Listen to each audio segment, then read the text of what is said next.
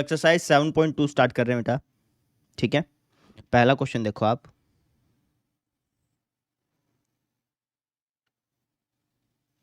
इस क्वेश्चन में हमें इस फंक्शन का इंटीग्रेशन ज्ञात करना है। ठीक है, किसका इंटीग्रेशन ज्ञात करना है? हमें इंटीग्रेशन ज्ञात करना है 2x अपॉन में 1 प्लस एक्स स्क्र dx का। ठीक है ना, कैसे ज्ञात करें? तो हमें पता है कि इंटीग्रेशन में भाग वाला कोई फॉर्मूला तो होता नहीं है ना।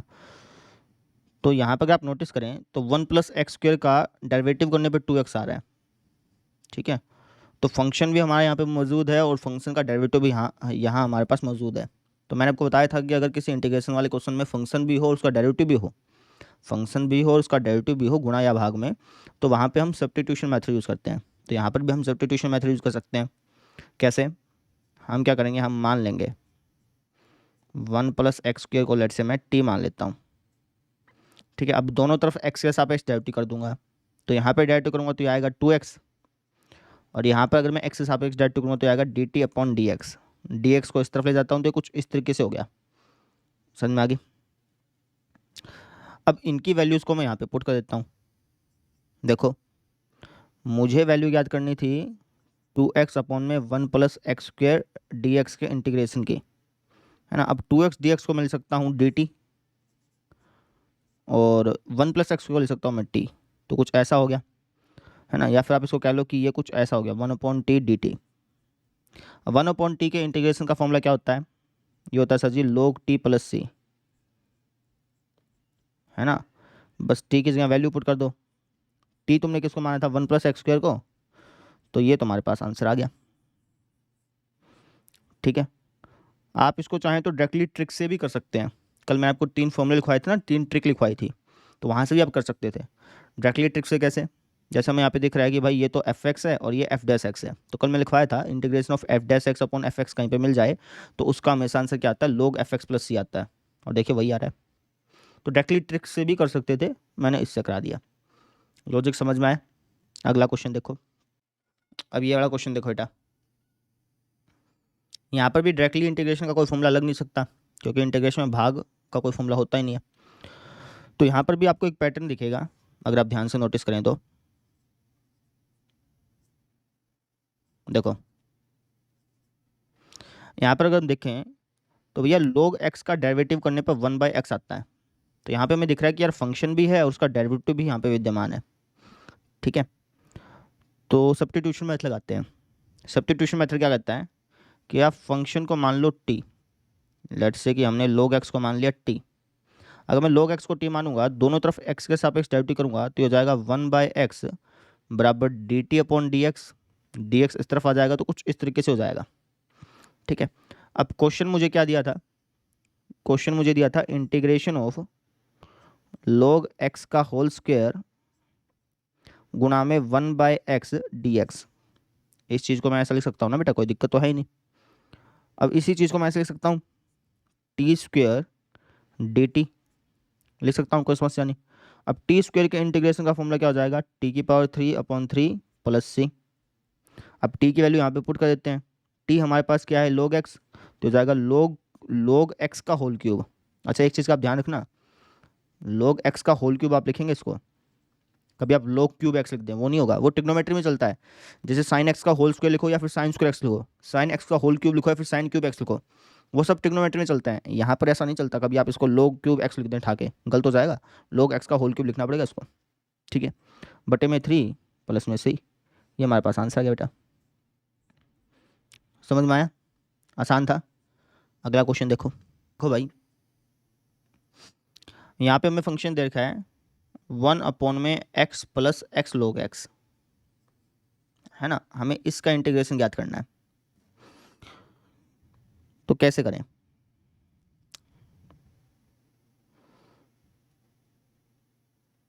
हम्म,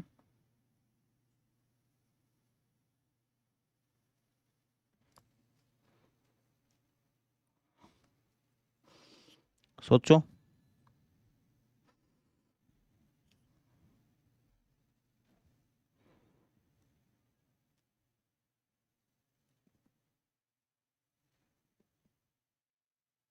एक काम करते हैं, सबसे पहले एक्स कॉमन ले लेते हैं। तो ये कुछ आपको ऐसा दिखेगा, 1 में एक्स कॉमन ले लिया, 1 प्लस log x dx। ठीक है, अब 1 प्लस log x को कुछ मान लो, नहीं समझे, माना 1 प्लस log x, इसको लेट से मैंने टी मान लिया। ठीक है, तो 1 प्लस log x को अगर मैं टी मानूंगा तो इसका डेरिवेटिव करने पे क्या आएगा, 1/x आएगा, बराबर जाएगा dt अपॉन dx। dx इस तरफ चल जाना है तो कुछ ऐसा हो जाएगा, ये कुछ ऐसा, समझ रहे हो। अब यहाँ से हमारा काम बन जाएगा। हमें जो क्वेश्चन दे रखा है, क्वेश्चन क्या दे रखा है, क्वेश्चन दे रखा है integration of 1 plus log x, है ना, गुणा में 1/x dx। ये जो क्वेश्चन है इसको मैंने कुछ ऐसे मॉडिफाई कर लिया, कर सकते हैं, कोई दिक्कत नहीं है। तो यहाँ पर अगर मैं देखूँ तो 1 प्लस log x लिख सकता हूँ 1/t, और 1/x dx हमारे पास क्या है, dt है। तो 1/t का इंटीग्रेशन क्या हो जाता है, आपको बताया गया था, ये होता है log t प्लस c। तो ये हो जाएगा हमारे पास log t की वैल्यू क्या बेटा, t की वैल्यू है हमारे पास 1 plus log x plus c। ये हमारे पास आंसर आ गया बेटा, इस तरीके से करना था। ठीक है, हमें इंटीग्रेशन ज्ञात करना है sine x sine of cos x का।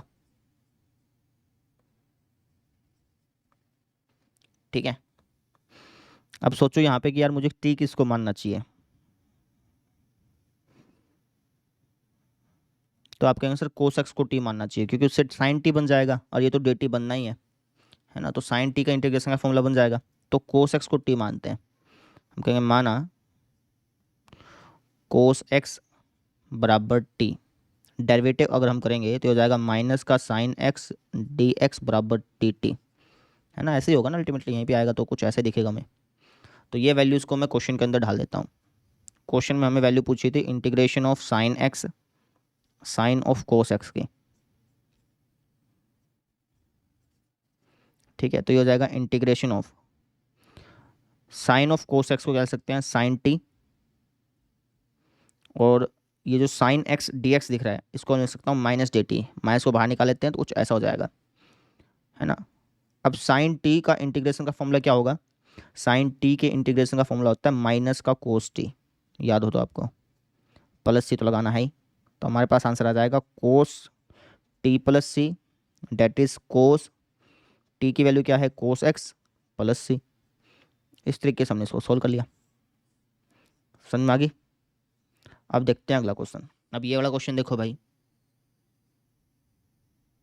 हमें इंटीग्रेशन ज्ञात करना है sine of ax plus B cos ax plus B, है ना। अब मैंने जैसे आपको बताया कि यार इंटीग्रेशन में कोई गुणा का तो फॉर्मूला होता ही नहीं है। ठीक है, तो अब इसको कैसे सोल्व करें, तो आप कहेंगे सर किसी एक फंक्शन को आप t मान लो, लेट्स से कि मैं साइन को t मान लेता हूँ। ठीक है, माना, अच्छा एक चीज़ का आप ध्यान रखना, यहाँ पे dx लगेगा। ठीक है, तो हम क्या कर लेंगे, मान लेंगे साइन ax प्लस बी को t मान लेंगे। अगर मैं इसको t मानता हूँ तो दोनों तरफ x से सापेक्ष डेरिवेटिव करूँगा तो ये क्या बन जाएगा, ये बन जाएगा कोस ax प्लस बी, इसका डेरिवेटिव क्या होता है, कोस ax प्लस बी गुणा a, है ना, dx बराबर dt, ऐसा हो जाएगा। ठीक है, तो इन वैल्यूज़ को मैं क्वेश्चन के अंदर पुट कर देता हूँ। क्वेश्चन में हमें वैल्यू याद करनी थी sign ax plus B cos ax plus B dx के इंटीग्रेशन की, है ना। अब साइन ax प्लस बी को तो हम t लिख सकते हैं जैसे कि हमने यहाँ पे देखा।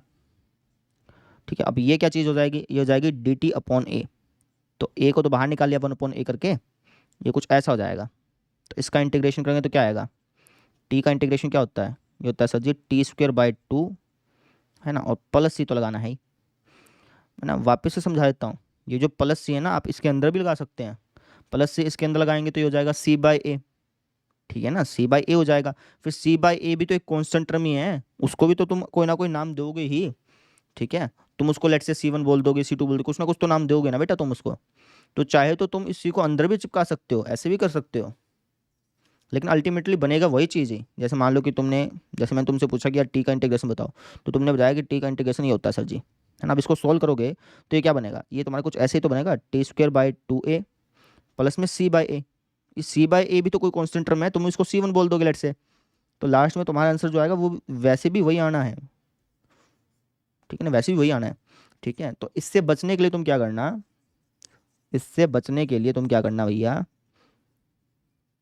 तो मैं ना हमेशा ये चीज़ ध्यान रखना कि जो सी है उसको हम हमेशा अलग थलग लगाएंगे, बस ऐसे ध्यान रख लो, सी को हमें हमेशा अलग थलग लगाना है, तो इसमें मैंने अलग थलग लगा दिया। अगर तुम इसके अंदर ठुसा के करोगे तब भी कोई दिक्कत नहीं है बेटा जी, ये चीज़ ध्यान रखना।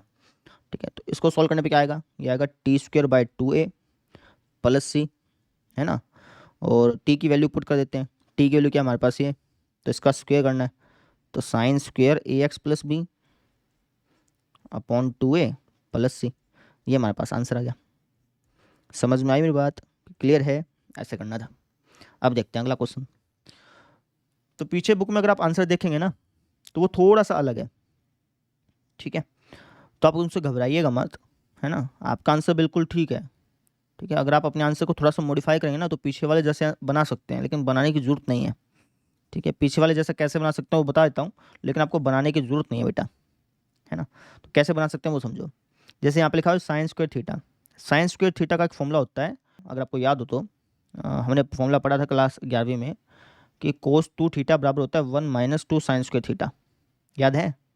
तो यहाँ से अगर आप sin²x का फॉर्मूला निकालेंगे तो ये हो जाएगा 1 - cos2θ, है ना, अपॉन में 2। ठीक है, और अपॉन में 2 है ही, तो वो ऊपर आ जाएगा, कुछ ऐसा हो जाएगा। ठीक है, तो अगर मैं इसको लिखना चाहूँ तो कुछ ऐसा ऐसा लिख सकता हूँ। अब अगर मैं इसको सॉल्व करूँगा तो हो जाएगा 1/4a minus cos2ax + b upon में 4a प्लस सी। मैंने इस 4a को दोनों के साथ अलग अलग कर लिया। अब ये भी कोई एक कांस्टेंट है, ये भी एक कोई कांस्टेंट है, दो कांस्टेंट टर्मों को जोड़ोगे तो तब भी कोई कांस्टेंट टर्म बनेगी। ठीक है, तो इसको तुम अगर लिखना चाहो तो तुम ऐसा भी लिख सकते हो। ठीक है भाई, ये कांस्टेंट टर्म और ये कांस्टेंट टर्म जो जोड़ोगे तो कोई ना कोई कांस्टेंट टर्म बनेंगे ना, तो ये कांस्टेंट टर्म लिख दिया हमने, सी में लिख दिया इसको। तो पीछे वाले ने कुछ ऐसे कर रखा है, उसने कोई दूसरा मेथड लगाया होगा, लेकिन हमारा ये मेथड बिल्कुल ठीक है, कोई दिक्कत नहीं है।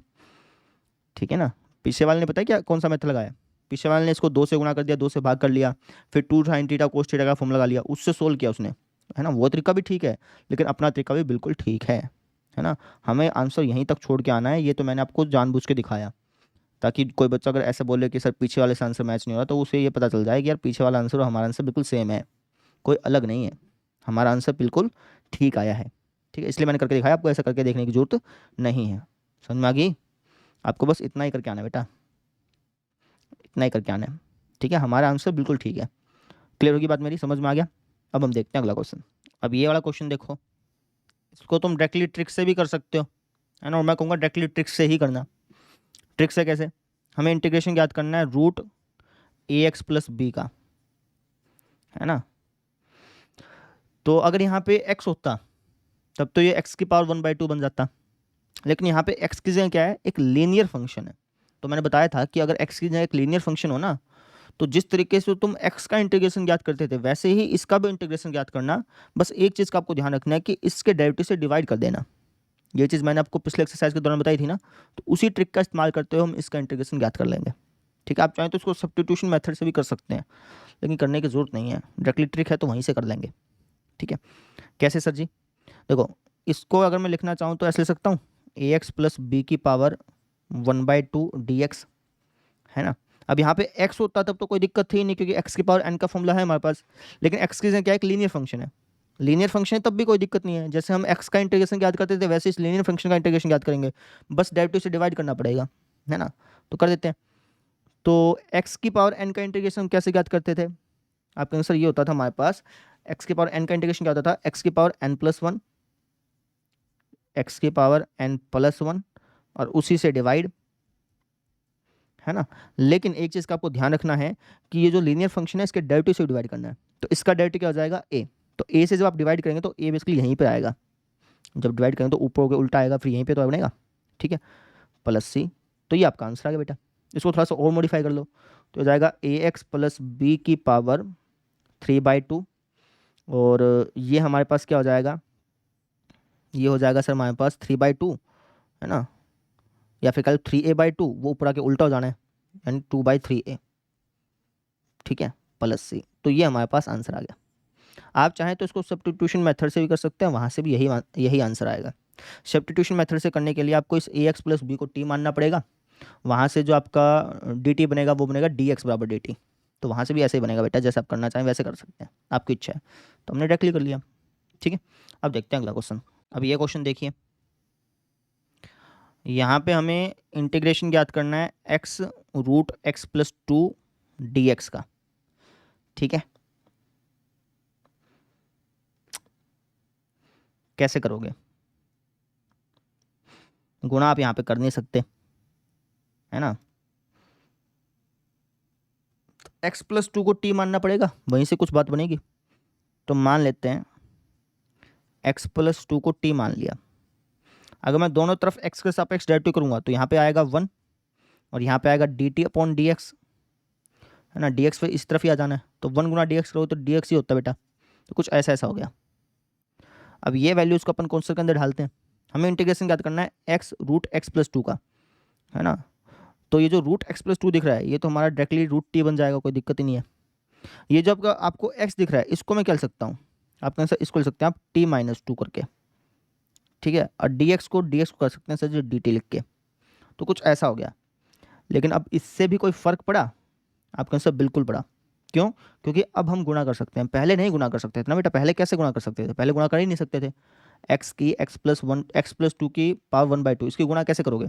ये अंदर जाएगा ही नहीं, क्योंकि जब तुम इसको खोलोगे नहीं तब तक ये अंदर जा नहीं सकता। और x प्लस समथिंग की पावर 1/2 को कैसे खोलोगे? स्क्वायर होता जब तो तुम खोल लेते, पावर 3 होती जब भी तुम खोल सकते, पावर हाफ है तो उसको कैसे खोलोगे? नहीं खोल पाओगे ना बेटा, ठीक है। तो पहले गुणा नहीं हो पाई थी, लेकिन अब गुणा हो जाएगी। अब जो है ना वो गुणा हो जाएगी। करना गुणा इनकी, तो ये हो जाएगा √t की t से गुणा करेंगे तो क्या आएगा, t की पावर 1 और आधा 1.5 माइनस 2 की इसके साथ गुणा करना 2t की पावर आधी, ठीक है। dt दोनों के साथ चिपक जाएगा, इंटीग्रेशन भी अलग अलग हो जाएगा। तो कुछ ऐसा ऐसा हो गया। अब इसका फॉर्मूला हमें पता है, t की पावर 3/2 का इंटीग्रेशन क्या होगा, t की पावर 1 ऐड कर देंगे उसी से डिवाइड। तो 3/2 में 1 ऐड करना 5/2 और उसी से डिवाइड, माइनस 2 को बाहर निकाल लिया। t की पावर 1/2 का इंटीग्रेशन क्या होता है, t की पावर 1/2 का इंटीग्रेशन ये होता है t की पावर 1 ऐड कर दो, यानी कि 3/2 उसी से डिवाइड कर दो।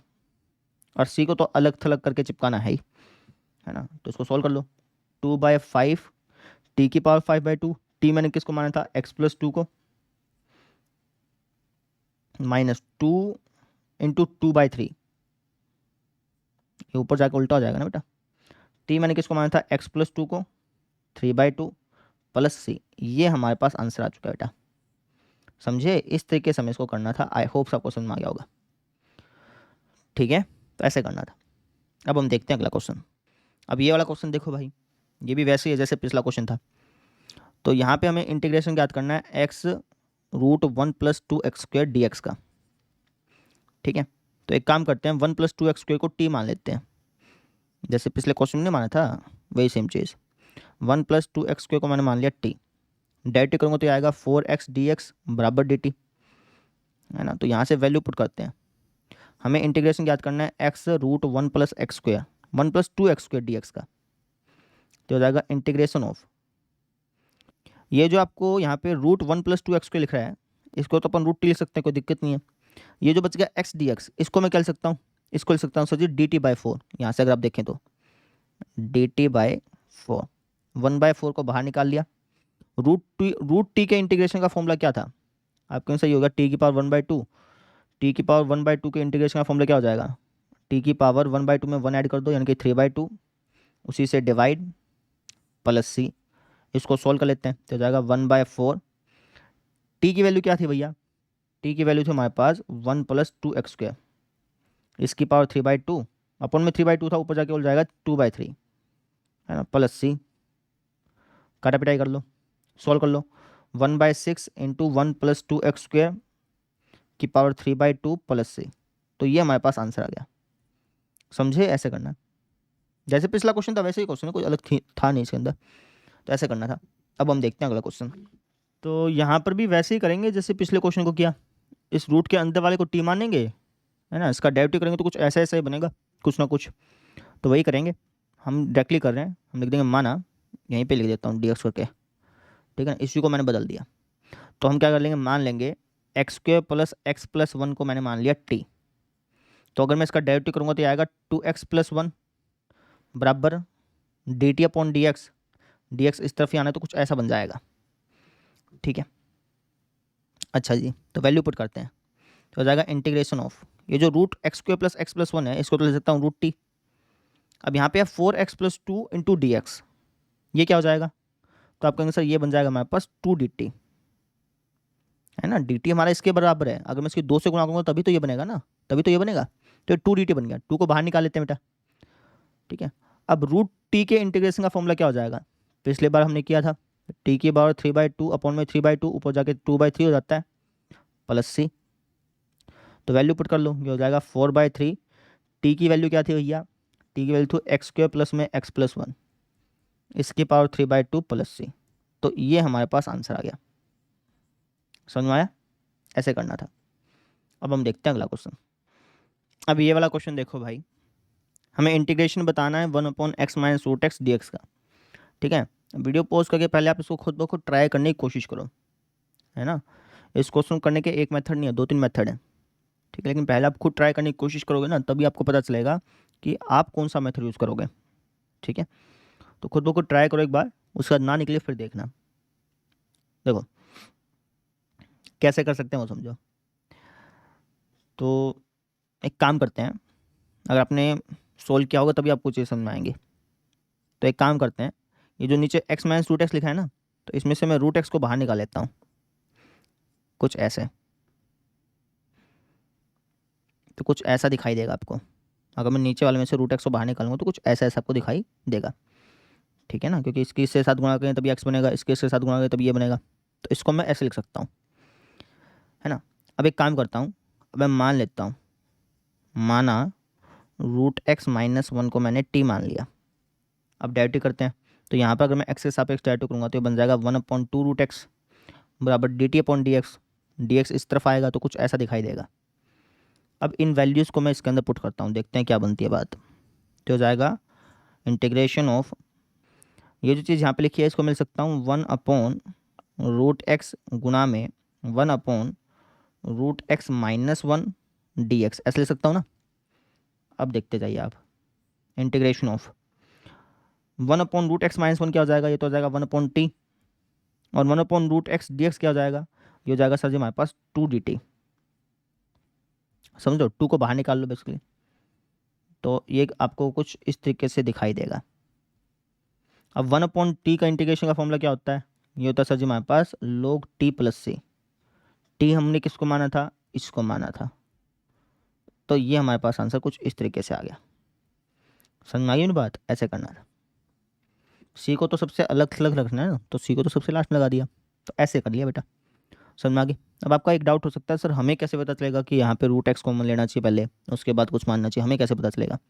तो बेटा वो प्रैक्टिस से ही पता चलेगा, जैसे जैसे आप आगे क्वेश्चन करते जाएंगे ना, तो ये क्वेश्चन बाद में भी आएगा कभी ना कभी, ऐसा नहीं कि एक ही बार आया, आगे भी आएगा, ठीक है। तो जैसे जैसे आप क्वेश्चन करते जाएंगे वैसे वैसे आपको मेथड्स पता चलते जाएंगे, इसके और भी मेथड्स हैं वो भी पता चलते जाएंगे, ठीक है। तो वो प्रैक्टिस से ही आपको पता चलेगा कि यार किसको मैं टी मानूँ किसको डी टी मानूँ, प्रैक्टिस से ही पता चलेगा बेटा, ठीक है। तो इस तरीके से हमने इसको कर लिया, क्लियर। अब देखते हैं अगला क्वेश्चन, बड़ा क्वेश्चन देखो।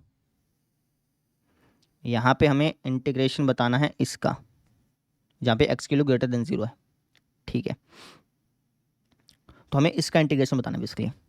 तो यहाँ पे तो साफ साफ पता चल रहा है कि भाई मुझे इसको टी मानना चाहिए, इसको टी मानूंगा ना तो कुछ ना कुछ बात बनेगी। तो मान लेते हैं, माना x प्लस 4, इसको मैंने मान लिया लेट से टी। तो यहाँ से डी एक्स बराबर डी टी बनेगा, जब आप सोल्व करेंगे तो यहाँ पे तो 1 बनेगा, फिर डी टी बराबर D T upon D x बन के फिर डी एक्स बराबर डी टी बनना है। तो सोल्व करते हैं इसको, इस टाइप का क्वेश्चन पहले आ चुका है। इस x को मैं क्या लिख सकता हूँ, इस x को लिख सकता हूँ सर जी t-4 अपॉन में रूट, इसको क्या लिख सकता हूँ, इसको लिख सकते हैं sir ji root d t, root t, इसको लिख सकते हैं रूट टी लिख सकते हैं ना बेटा, ठीक है। और डी एक्स तो डी टी है ही, तो कुछ ऐसा ऐसा हो गया, है ना। अब रूट टी को दोनों से अलग अलग करके भाग कर देते हैं, तो ये हो जाएगा t upon root t minus 4 upon root t d t, ठीक है। टी अपॉन रूट टी क्या हो जाएगा basically, t upon root t हो जाएगा रूट टी, काटेंगे तो रूट टी आएगा, डी टी इसके साथ चिपका दो और 4 इसमें से बाहर निकाल लेते हैं, तो ये कुछ आपको ऐसा दिखाई देगा। अब इनके इंटीग्रेशन के फॉर्मूले हैं ही, लगा दो। टी का रूट, इसका इंटीग्रेशन क्या होता है, इसका इंटीग्रेशन होता है टी की पावर 3/2 बटे में 3/2 जो कि ऊपर आके 2/3 हो जाता है, माइनस 4 बाहर निकाल लिया। ये क्या हो जाएगा 1 में टी की पावर n, इसका सूत्र क्या होता है, इसका सूत्र होता है -1 में n-1, यानी कि 1/2 -1 डेट इज़ -1/2 इंटू में टी की पावर n-1 डेट इज़ -1/2। अब प्लस सी तो लगाना है ही, वो तो सबसे अलग थलग लगाना है, तो इसको सोल्व कर लेते हैं। तो हो जाएगा 2/3, टी मैंने किसको माना था, टी मैंने माना था x+4 को, तो ये कुछ आपको ऐसा दिखाई देगा, है ना। अब यहाँ पे देखिए ये माइनस से माइनस कट जाएगा, 2 ऊपर आ जाएगा तो बेसिकली 8 हो जाएगा, है ना। और ये भी ऊपर जब आएगा तो टी की पावर 1/2 हो जाएगी, यानी कि x+4 की पावर 1/2 प्लस से, ये हमारे पास आंसर आ चुका है। समझ में आया, ऐसे करना था, क्लियर। अब देखते हैं अगला क्वेश्चन। जब पीछे जो आंसर देख है ना, वो भी इसी को मॉडिफाई करके बनाया गया है, तो आप चाहें तो यहाँ तक छोड़ सकते हैं, अदरवाइज आप पीछे जैसा भी बना सकते हैं, लेकिन पीछे जैसा बनाने की जरूरत नहीं है, यहीं तक छुड़ाइएगा, ठीक है। अपना आंसर बिल्कुल ठीक है बेटा, कोई दिक्कत नहीं है। अगला क्वेश्चन देखो। अब ये वाला क्वेश्चन देखिए, यहाँ पे हमें इंटीग्रेशन याद करना है इस फंक्शन का, ठीक है। x³ - 1 की पावर 1/3 x की पावर 5। अब यहाँ पे t किसको मानना चाहिए,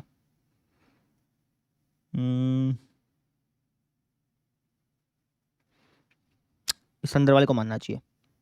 कैसे, जैसे x की पावर 5 है, इसको लिखता हूँ x की पावर 3 गुना x की पावर 2, है ना, वहाँ से कुछ ना कुछ बात बनेगी बनेगी, पक्की बात है। तो इस अंदर वाले को t मानता हूँ, लिखे माना x³ - 1 बराबर t। अगर हम दोनों तरफ डेरिवेटिव लेंगे तो ये हो जाएगा 3x² dx बराबर t dt, है ना, ठीक है। अब इन वैल्यूज़ को इसके अंदर पुट करते हैं। हमारा क्वेश्चन क्या था, हमारा था क्वेश्चन x³ - 1 की पावर 1/3, x की पावर 5 लिखा हो ना यहाँ पे, इसको लिख सकता हूँ x³ गुना x² dx, ऐसा हो गया, ठीक है। अब नोटिस करना तुम, x³ - 1 इसको तो मैं t माना है, तो ये तो सिंपली t की पावर 1/3 हो गया, ठीक है।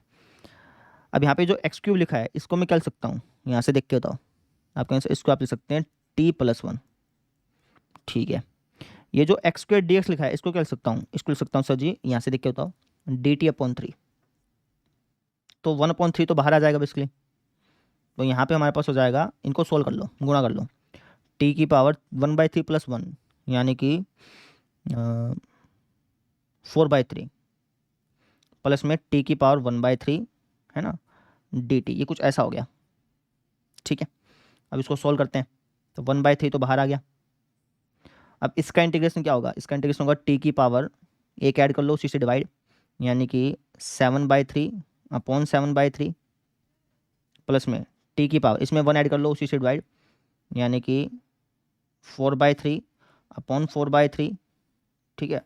और प्लस सी तो लगाना है ही, वो तो सबसे अलग थलग लगाना है, जैसे कि मैंने को बताया, इसके अंदर लगाओगे तब भी ठीक चलेगा, ये सी हो जाएगा, यहाँ पे सी हो जाएगा, C+C करके फिर कोई ना कोई दूसरी कॉन्स्टेंट टर्म बनेगी, फिर उसको ही तुम लास्ट में जाके सी ही लिखोगे। तो इसका एक काम करो ना, सी को सबसे अलग अलग लगाओ, जैसे मैंने आपको स्टार्टिंग से बताया, बस वैल्यू पुट कर दो, आपका आंसर आ गया, जो जाएगा 1/3, 3/7, ऊपर जाएगा उल्टा हो जाएगा ना।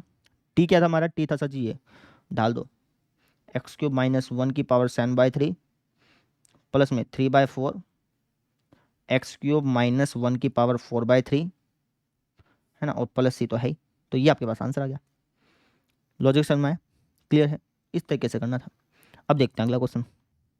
अब इस क्वेश्चन को देखिए, यहाँ पे हमें इसका इंटीग्रेशन ज्ञात करना है, ठीक है। तो यहाँ पे मुझे टी किसको मानना चाहिए, टी मानना चाहिए मुझे इस अंदर वाले को, क्योंकि यहाँ से 3x² बनेगा, वहाँ से कुछ ना कुछ बात बनेगी, जैसे पिछले क्वेश्चन बनी थी। तो मैं मान लेता हूँ, माना 2 + 3x³, इसको मैंने मान लिया टी, डेरिवेटिव करते हैं। तो अगर मैं इसका डेरिवेटिव करूँगा तो यह आ जाएगा 3 × 9 x² बराबर dt/dx, dx इस तरफ ही आएगा, ठीक है। अब इन वैल्यू को रख देता हूँ क्वेश्चन के अंदर। तो क्वेश्चन में लिखा हुआ था integration of x² dx, x² dx को क्या लिख सकता हूँ, यहाँ से देख के बताओ, आपका आंसर dt/9 करके लिख सकते हैं, dt/9 करके, ठीक है। अच्छा, बटे में ये लिखा हुआ है 2 + 3x³ और इसका क्यूब, 2 + 3x³ को तो मैंने टी माना हुआ है, तो बेसिकली कुछ ऐसा हो जाएगा, समझ में आ गई? यानी कि इसको अगर मैं लिखना चाहूँ तो ऐसा लिख सकता हूँ, सीधी सी बात ये है। तो 1/9 को बाहर निकाल लेते हैं, है ना। तो यहाँ पे बच जाएगा 1/t³ dt। 1/t³ का इंटीग्रेशन क्या होता है? 1/t⁻n का इंटीग्रेशन क्या होगा? ये होगा -1/n-1 गुना में t⁻n-1। अब प्लस में c तो लगाना है ही, वो तो सबसे अलग थलग लगेगा। तो इसको सॉल्व करें तो क्या आएगा? ये आएगा -1/9×18। टी की वैल्यू क्या है? टी की वैल्यू हमारे पास 2 + 3x³ का स्क्वायर प्लस c। तो ये हमारे पास आंसर आ गया। समझे? ऐसे करना था। क्लियर हुई बात मेरी? अब हम देखते हैं अगला क्वेश्चन। अब ये वाला क्वेश्चन देखो, इसका इंटीग्रेशन याद करना है, ठीक है। तो यहाँ पे मुझे log x को t मानना चाहिए, क्योंकि उसकी वजह से फिर 1/x जो है वो dt बनेगा। तो log x को t मानते हैं, माना log x, इसको मैंने मान लिया t, डेरिवेटिव करूँगा तो आएगा 1/x dx बराबर dt। अब जो क्वेश्चन था हमारे पास, ठीक है, तो अब ये जो चीज़ लिखी हुई है इसको मैं लिख सकता हूँ कुछ ऐसे, ये 1/x dx गुना में 1/log x की पावर m, ऐसे लिख सकता हूँ। अब इसको सॉल्व करते हैं। इंटीग्रेशन ऑफ 1/x dx, इसको क्या लिख सकते हैं? dt, उसको लास्ट में लिख दें, कोई बात नहीं। इसको क्या लिख सकते हैं? लिख सकते हैं 1/t⁻m dt, ऐसे लिख सकते हैं। क्या मतलब कि इसको मैं ऐसा ऐसे लिख सकता हूँ। अब 1/t⁻m, इसके इंटीग्रेशन का सूत्र क्या होगा? 1/t⁻n के इंटीग्रेशन का सूत्र क्या होता है? ये होता है सर जी हमारे पास -1/m-1 गुना में t⁻m-1 प्लस में c। सॉल्व करते हैं। -1/m-1, t की वैल्यू क्या है भैया? t की वैल्यू log x, तो log x की पावर m-1 प्लस c, ये हमारे पास आंसर आ गया। समझे? ऐसे करना था। आसान लग रहा है ना? अगला क्वेश्चन देखो। अब ये वाला क्वेश्चन देखो, यहाँ पे मुझे बताओ कि t किसको मानना चाहिए? खुद ब खुद सोच के बताओ। तो आपको आंसर नीचे वाले को t मानना चाहिए, उससे क्या होगा कि -8x जो है, -8x dx वो dt बन जाएगा। तो नीचे वाले को t मानते पूरे को। तो मान लेते हैं, माना 9 - 4x², इसको मैंने मान लिया t। यहाँ से आ जाएगा -8 dx d8 -8x dx हो जाएगा बराबर dt के। वैल्यू पुट करते हैं क्वेश्चन के अंदर। तो ऊपर लिखा है x/x dx, ऐसे लिखा हुआ है। तो ये तो dt/-8 हो जाएगा। 1/-8 को बाहर निकाल लो तो कुछ ऐसा दिखाई देगा। नीचे लिखा हुआ है 9 - 4x², ये t के बराबर था ही, तो कुछ ऐसा हो गया, है ना। तो -1/8, 1/t के इंटीग्रेशन का सूत्र क्या होता है? log t plus c। t की वैल्यू क्या है? 9 - 4x², है ना, प्लस c। c को तो सबसे अलग थलग रखना है, जैसे कि मैंने आपको बताया। इसके अंदर भी ढाल सकते हो, फिर वो बाद में जाके अलग ही बनेगा, तो उसको अलग ही रखो, ठीक है। तो ये हो जाएगा हमारे पास, बस हो गया, और क्या करना है, हो ही गया। तो ये आपके पास आंसर आ गया बेटा। आसान था ना? अब क्वेश्चन आसान आसान लग रहे हैं, कोई दिक्कत ही नहीं है। तो ऐसे करना है, क्लियर। अगला क्वेश्चन देखो। इस क्वेश्चन को डायरेक्टली ट्रिक से कर सकते हो, नहीं तो तुम सब्स्टिट्यूशन मेथड लगा सकते हो, लेकिन डायरेक्टली ट्रिक से भी कर सकते हो। मैं डायरेक्टली ट्रिक से ही करूँगा। जैसे मैंने बताया था कि e⁻x होती है, तो e⁻x का इंटीग्रेशन e⁻x ही होता है। लेकिन अगर x की जगह कोई लीनियर फंक्शन आ जाए, ये लीनियर फंक्शन है ना, अगर मान लो कि यहाँ पे कुछ ऐसा लिखा होता ना, तब यहाँ पे ट्रिक काम नहीं करती। 2x² होता तब ये लीनियर फंक्शन नहीं रहता, फिर ये ट्रिक काम नहीं करती। ये ट्रिक सिर्फ तभी काम करेगी जब x की जगह कोई लीनियर फंक्शन हो, ठीक है। अब यहाँ पे x की जगह क्या है? एक लीनियर फंक्शन है, तो e की पावर लीनियर फंक्शन का इंटीग्रेशन क्या हो जाएगा? e की पावर लीनियर फंक्शन का इंटीग्रेशन e की पावर लीनियर फंक्शन ही होता है, लेकिन जो लीनियर फंक्शन है इसके डेरिवेटिव से डिवाइड भी करना पड़ता है। तो इसका डेरिवेटिव क्या हो जाएगा? इसका डेरिवेटिव हो जाएगा 2। तो हमारा आंसर ही आ गया। डायरेक्टली कर सकते हो, कोई दिक्कत नहीं है, ये आपके पास आंसर बिल्कुल ठीक माना जाएगा। चाहे क्वेश्चन 5 नंबर का क्यों ना हो, ये आंसर लिख के आओगे तब भी ठीक है, और तुम सब्स्टिट्यूशन मेथड लगा के आओगे तब भी ठीक है ना। ऐसा नहीं होता कि भाई कितना बड़ा तुमने किया उसके हिसाब से नंबर मिलेंगे, ऐसा नहीं होता। आंसर ठीक होना चाहिए। तो हमारा आंसर बिल्कुल ठीक है, कोई दिक्कत नहीं है, क्लियर। अब हम देखते हैं अगला क्वेश्चन। क्वेश्चन देखो, x/e(x²), तो इसको अलग अलग तरीके से कर सकते हो। जैसे तुम्हें यहाँ पे पता है कि यार मुझे x² को t मानना चाहिए, तो चाहे तुम वैसे कर लो, नहीं तो तुम इसको और तरीके से भी कर सकते हो। और तरीके भी तुम्हें सिखाता हूँ। देखो, तुम्हें पता है कि यार अगर अगर मैं x² को t मानूंगा तो 2x जो है, 2x dx वो हमारा dt बनेगा। 2x dx वो हमारा क्या बनेगा? dt बनेगा। अब यहाँ पे लिखा हुआ है सिर्फ x, तो मुझे यहाँ पे क्या चाहिए? 2x चाहिए। तो मैं काम करता हूँ, 2 से गुणा 2 से भाग कर देता हूँ, इसको मैं ऐसे लिख देता हूँ। समझे? 2 से गुणा 2 से भाग क्यों, क्या समझ में आया? 2 से गुणा 2 से भाग इसलिए किया ताकि अगर मैं एक्स को टी मानूँ तो ये डायरेक्टली डी टी बन जाए, समझे, इसलिए मैंने ऐसा किया। जैसे मैंने बताया ना कि अलग अलग मेथड से कर सकते हैं, तो इसको मैं अलग मेथड से करा रहा हूँ, ठीक है, ताकि आपको समझ में आए चीज़ें। तो ऊपर तो क्या बन जाएगा हमारे पास, डी टी बन जाएगा, और ये बन जाएगा ई की पावर टी, है ना। तो यहाँ पे लिख देते हैं, माना माना एक्स स्क्वायर, ये तो मैंने टी मान लिया, ये हो जाएगा 2x dx, ये हमारा बन जाएगा dt, है ना। तो हो जाएगा 1/2 इंटीग्रेशन ऑफ dt अपॉन ई की पावर टी, ऐसा हो गया, ठीक है। अब ई की पावर टी जो है ऊपर जाके क्या हो जाएगा, ये हो जाएगा 1/2 ई की power minus T d T, है ना। अब अगर यहाँ पे x होता, अगर मान लो ई की जगह ई की पावर x होती, तो ई की पावर x का इंटीग्रेशन ई की पावर x ही होता है, लेकिन x की जगह कोई भी लीनियर फंक्शन है तो उसमें हम क्या करते हैं, ई के पावर लीनियर फंक्शन हो तो उसमें हम उसके डेरिवेटिव से भी डिवाइड करते हैं, तो वही चीज़ यहाँ पे होगी। तो हो जाएगा 1/2 ई की पावर माइनस टी का इंटीग्रेशन क्या हो जाएगा, ये हो जाएगा ई की पावर माइनस टी, लेकिन -1 से डिवाइड भी करना पड़ेगा, प्लस सी को सबसे अलग थलग लगाना है, जैसे मैंने आपको बता रखा है। तो इसका आंसर आ जाएगा माइनस का 1/2, ये माइनस बाहर जाएगा, 1/-2 लिखो, फिर -1/2 लिखो, बाद किया गुणा में ई की पावर माइनस टी, ई की पावर माइनस टी के हमारे पास क्या था, एक्स स्क्वायर था, तो हो जाएगा ई की power minus x square plus c, ये हमारे पास आंसर आ गया। लॉजिक समझ में आया, ऐसे करना था। अब देखते हैं अगला क्वेश्चन। अब ये वाला क्वेश्चन देखिए, ये भी बिल्कुल आपको सिंपल तरीके से पता चल रहा होगा कि यार किसको टी मानना चाहिए। आप कहें सर बिल्कुल सर tan इनवर्स एक्स को टी मानूंगा, जिससे कि 1/1 प्लस एक्स जो होगा वो डी टी बन जाएगा बेसिकली, ठीक है।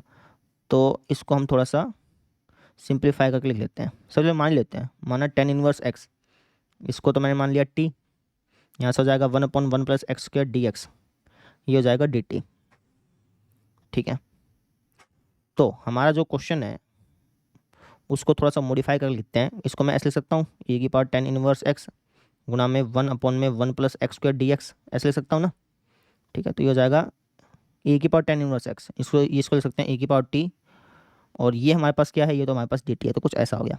अब e की पावर t का इंटीग्रेशन क्या होता है, e की पावर t ही होता है, ठीक है। t की वैल्यू पुट करते हैं, t की वैल्यू है सर जी हमारे पास tan इनवर्स एक्स, तो ये हमारे पास आंसर आ गया, समझे, ऐसा करना था। अब देखते हैं अगला क्वेश्चन देखो भाई, इस क्वेश्चन में हमें इसका इंटीग्रेशन ज्ञात करना है, ठीक है।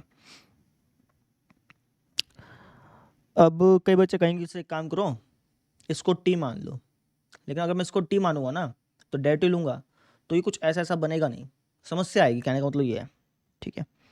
तो हमें यहाँ पे इसको सबसे पहले सिंप्लीफाई करना पड़ेगा, कुछ इस तरीके से बनाना पड़ेगा जिससे कि अगर मैं बटे वाले को टी मानूँ ना तो ऊपर वाला डी टी बन जाए, इस तरीके से करवाना पड़ेगा। अब ये कैसे कर सकते हैं वो समझो।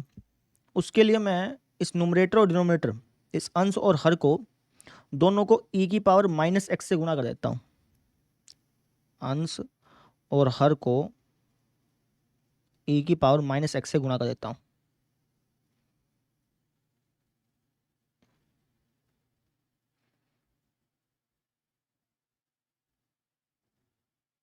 तो अगर मैं ई की पावर माइनस एक्स से गुणा करूंगा ऊपर वाले और नीचे वाले को, तो क्या दिखेगा, हमें क्या बनेगा, ये बन जाएगा हमारे पास ई की पावर माइनस एक्स इसके साथ गुणा होगी तो बेस सेम पावर ऐड यानी 2x माइनस एक्स यानी कि एक्स, यानी कि ई की पावर एक्स बन जाएगा, ये बन जाएगा ई की पावर माइनस एक्स।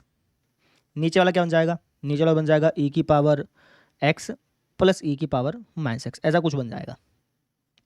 अब अगर आप इस क्वेश्चन को ध्यान से नोटिस करें तो अगर मैं नीचे वाले को टी मानता हूँ तो इसका डेरिवेटिव लेने पे ऊपर वाला जो है ना वो डी टी बनेगा, पक्की बात है, आप लेके देख लो, ठीक है। तो जैसे मैं मान लेता हूँ ई की पावर एक्स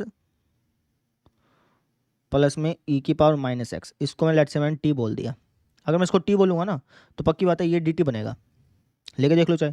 इसका डेरिवेटिव लेना, इसका डेरिवेटिव सर ई की पावर एक्स, इसका डेरिवेटिव लेना माइनस ई की पावर माइनस एक्स, बराबर क्या बन जाएगा, D T upon D x बनेगा, डी एक्स इस तरफ आ जाएगा, तो कुछ ऐसा ऐसा बनेगा। अब ये जो वैल्यू है इसको मैं इसके अंदर ढाल देता हूँ, ठीक है। तो हमारे पास जो सवाल है वो कुछ इस तरीके से बन जाएगा, डी टी अपॉन टी, है ना। 1/t का इंटीग्रेशन क्या होता है, ये होता है log t प्लस सी, log t की वैल्यू क्या है, t की वैल्यू है सर जी हमारे पास e की पावर x प्लस में e की power minus x plus c, ये हमारे पास आंसर आ गया। इस तरीके से हमें करना था, समझ में आ गई। है ना। हमने सबसे पहले इस क्वेश्चन को इस रूप में चेंज किया जिससे कि नीचे वाले को अगर टी मानूँ तो ऊपर वाला डी टी बन जाए, क्योंकि उसी का फॉर्मूला हमें पता है ना, इंटीग्रेशन ऑफ 1/t का फॉर्मूला हमें पता है, तो कुछ ऐसा हमें बनाना था। ठीक है, तो ऐसे कर लिया। अब देखते हैं अगला क्वेश्चन। अब ये वाला क्वेश्चन देखिए, बिल्कुल सेम टू सेम पिछले क्वेश्चन जैसा है, बिल्कुल सेम टू सेम पिछले क्वेश्चन जैसा है, बिल्कुल सेम टू सेम। कैसे? यहाँ पे एक काम करते हैं, नीचे वाले को टी मान लेते हैं।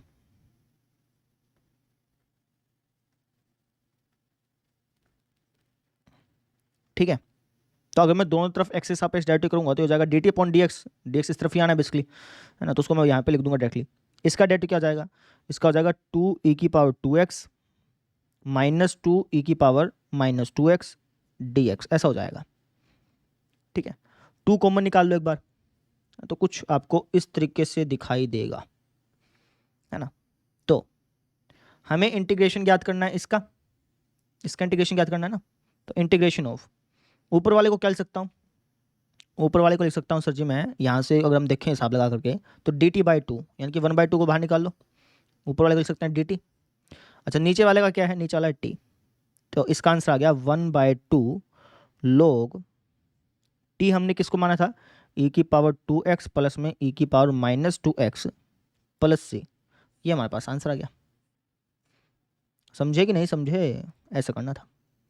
क्लियर? 1/2 की इसके साथ भी गुणा कर सकते थे, लेकिन वो भी तो एक कांस्टेंट टर्म ही बनती ना, उसको भी तो तुम सी ही बोलते, तो बेसिकली सी ही लिख दिया, अलग थलग लिख दिया सी को हमेशा, तो इस तरीके से करना था। अब देखते हैं अगला क्वेश्चन। अब ये वाला क्वेश्चन देखो भाई, हमें इंटीग्रेशन याद करना है टेंजेंट स्क्वायर 2x-3 का। अब इसको करने के अलग अलग तरीके हो सकते हैं।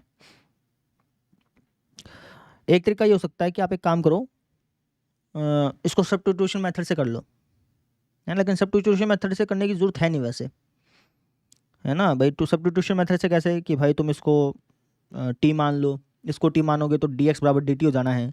ठीक है, फिर ये टेंजेंट स्क्वायर टी हो जाएगा, टेंजेंट स्क्वायर टी को लिख सकते हो सीकेंड स्क्वायर टी -1 ऐसे करके, है ना, फिर इसको सोल्व कर लो। लेकिन सब्स्टिट्यूशन मेथड के बिना भी इसको सोल्व किया जा सकता है। वो कैसे? ये सीकेंड स्क्वायर 2x-3 है ना, इसको लिख सकता हूँ नहीं, इसको लिख सकता हूँ सीकेंड, टेंजेंट स्क्वायर 2x-3 है ना, इसको लिख सकता हूँ सीकेंड स्क्वायर 2x-3 -1 ऐसे लिख सकता हूँ। ठीक है, अब इंटीग्रेशन जो है उसको अलग अलग कर देता हूँ। Integration of secant square 2x-3 minus integration of 1 dx जो है वो दोनों के साथ चिपकेगा, जैसे मैंने आपको बताया था पहले भी, है ना। अब सीकेंड स्क्वायर अगर यहाँ पे x होता तो सीकेंड स्क्वायर x का इंटीग्रेशन डायरेक्टली टेंजेंट x हो जाता, है ना, लेकिन यहाँ पे x की जगह क्या है? एक लीनियर फंक्शन लिखा हुआ है, तो लीनियर फंक्शन लिखा हो तो हम क्या करेंगे? लीनियर फंक्शन लिखा है तो उसके डेरिवेटिव से डिवाइड भी करना पड़ेगा, जैसे कि मैंने आपको पहले बताया था। तो सीकेंड स्क्वायर 2x-t का इंटीग्रेशन क्या हो जाएगा? इसका इंटीग्रेशन हो जाएगा टेंजेंट स्क्वायर नहीं, टेंजेंट 2x-3 अपॉन में इसका डेरिवेटिव दैट इज 2।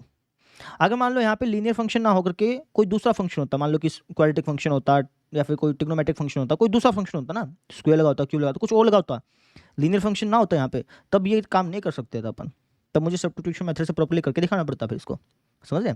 अभी तो मैं ट्रिक से इसका इसलिए कर पा रहा हूँ क्योंकि यहाँ पे जो है वो लीनियर फंक्शन लिखा है, समझ में आ गई। -1 का इंटीग्रेशन क्या होता है? 1 dx का इंटीग्रेशन होता है x प्लस सी तो लगाना है, तो ये आपके पास आंसर आ गया। समझ में आया? ऐसे करना था। अब देखते हैं अगला क्वेश्चन। क्वेश्चन तो बहुत ही सिंपल है, इसमें कुछ करना ही नहीं है, इसने तो और आसान बना दिया। हमें इंटीग्रेशन याद करना है इसका। ठीक है, तो integration of secant square 7-4x linear function है, तो लीनियर फंक्शन वाली ट्रिक लगाएंगे यहाँ पे।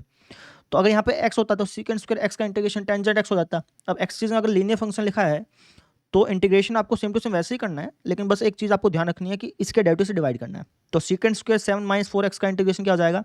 ये हो जाएगा टेंजेंट 7-4x अपॉन में माइनस का 4 प्लस का c।